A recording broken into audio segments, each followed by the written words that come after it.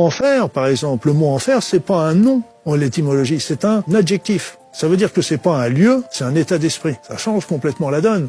Et donc Lucifer a raconté que l'ombre travaille aussi pour la lumière. Waouh, mais ça change beaucoup de choses, ça. Et ça change énormément de choses. Ça change énormément de choses parce que lui, par exemple, le divin l'a chargé de tenter l'être humain. Le divin l'a changé.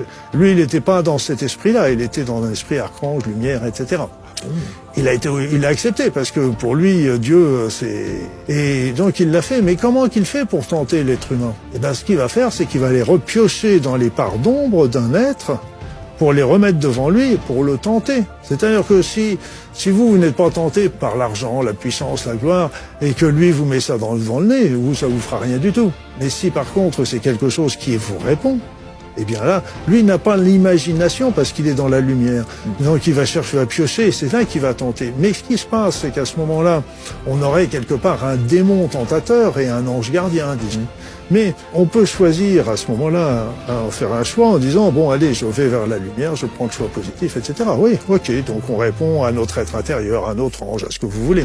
Mais après ça, on peut suivre ce que nous montre Lucifer, mais qui est à nous.